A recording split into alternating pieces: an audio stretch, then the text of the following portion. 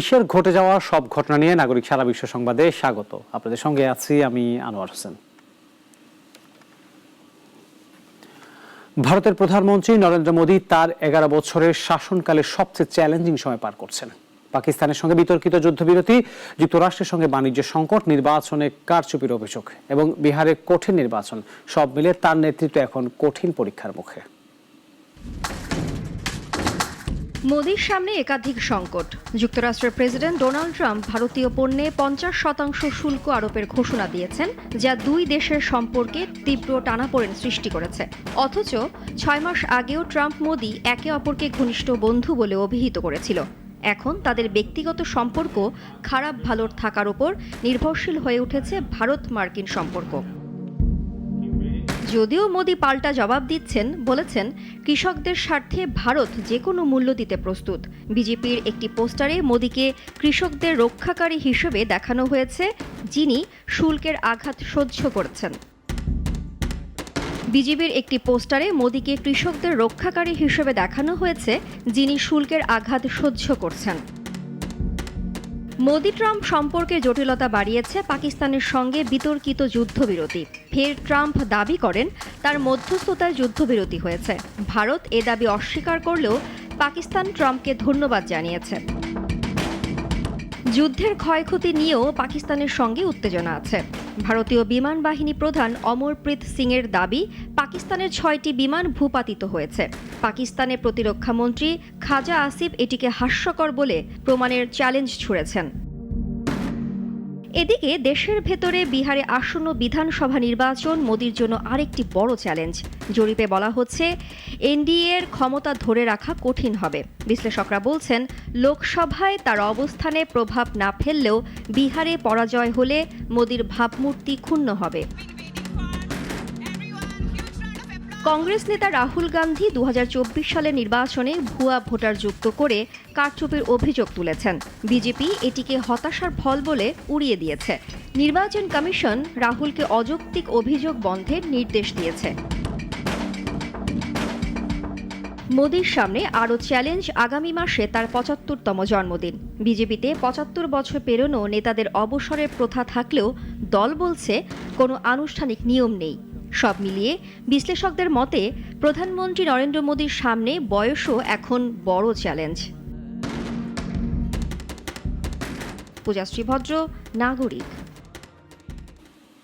চীনের গানসু ও গুয়াংডং প্রদেশে প্রবল বর্ষণে সৃষ্ট হরকা বন্যা ও ভূমিধ্বসে অন্তত 22 জন নিহত হয়েছেন, নিখোঁজ রয়েছেন 24 জন। গানসুর পাহাড়ি এলাকায় আটকে পড়েছেন 4000-এর বেশি মানুষ। উদ্ধার তৎপরতায় সর্বশক্তি নিয়োগের নির্দেশ দিয়েছেন প্রেসিডেন্ট শি জিনপিং। গত 3 দিন ধরে গানসু ও গুয়াংডংয়ে 195 মিলিমিটার বৃষ্টিপাত রেকর্ড করা হয়েছে, যা গাংসুর ইউঝং, লানঝৌ, লিনজিয়া এবং বাইয়িন জেলায় হরকা বন্যার সৃষ্টি করেছে।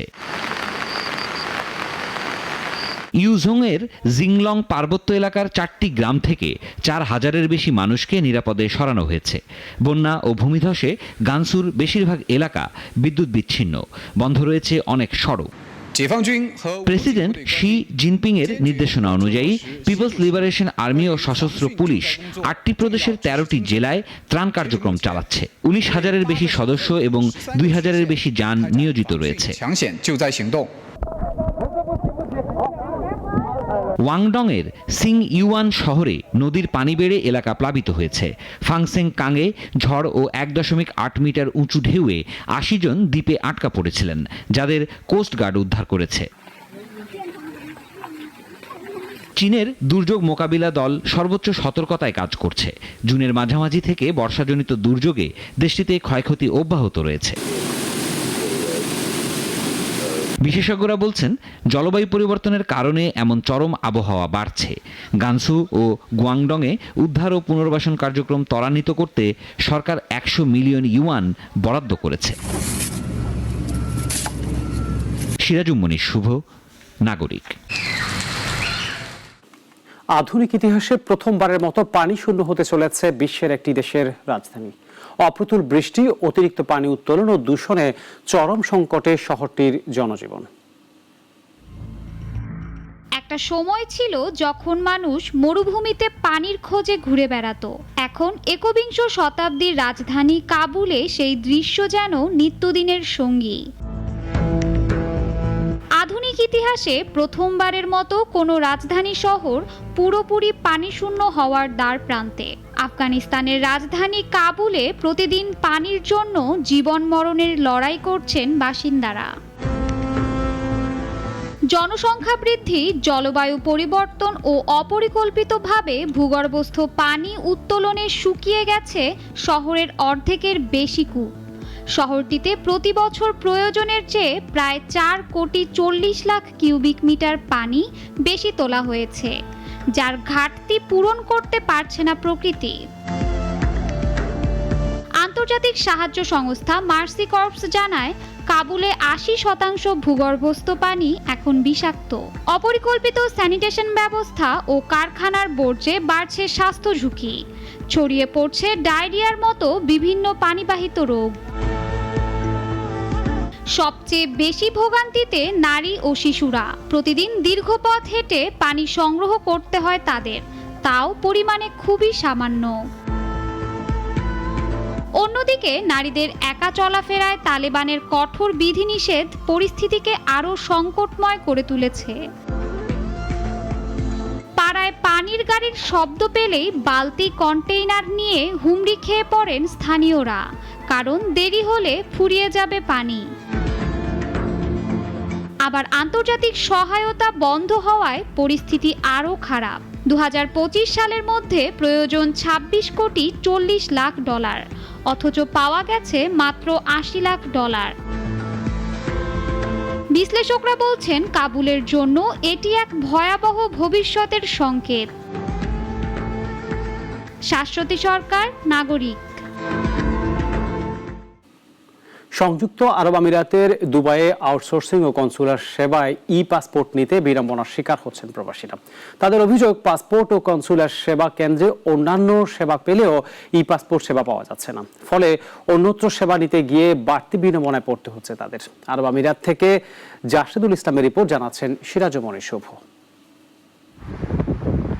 2023 সালের ডিসেম্বর থেকে প্রবাসী বাংলাদেশিদের সহজ ও দ্রুত সময়ে পাসপোর্ট সেবা দিতে আউটসোর্সিং ও কনসুলার সার্ভিস দিয়ে আসছে মালয়েশিয়ান কোম্পানি ফোসওয়া গ্লোবাল।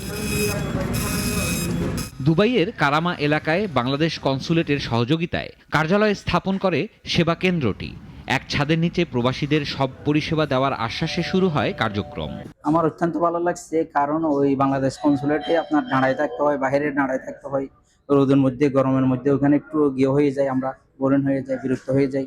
অনেক সেবার মান ভালো, এবং ওইখানে জায়গা গেছে রোদ্রে গরমে দাঁড়িয়ে থাকতে হয়, ভিড়, হাজারো আদমি থাকে, মানুষ থাকে, কিন্তু এখানে অনেক ভালো একটা সার্ভিস পাইলাম। কিন্তু তাদের অন্যান্য সেবায় সন্তুষ্ট হলেও পাসপোর্ট সেবা নিয়ে ব্যাপক অসন্তুষ্টি প্রকাশ করেছেন প্রবাসীরা।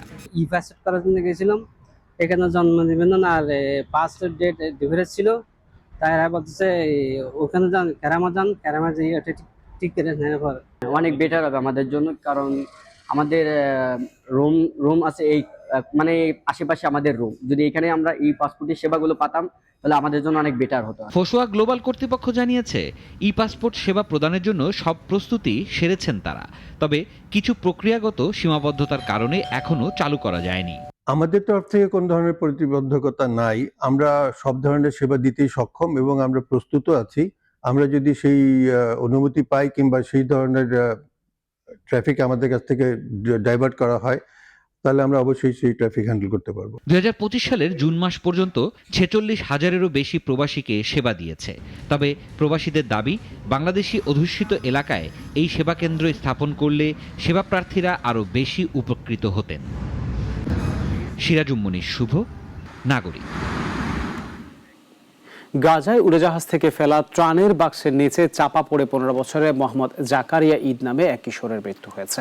শনিবার নেজারিম করিডোরের কাছে এই ঘটনা ঘটে। 2023 সালের অক্টোবর থেকে এই ধরনের ঘটনায় 23 জন নিহত ও 124 জন আহত হয়েছেন।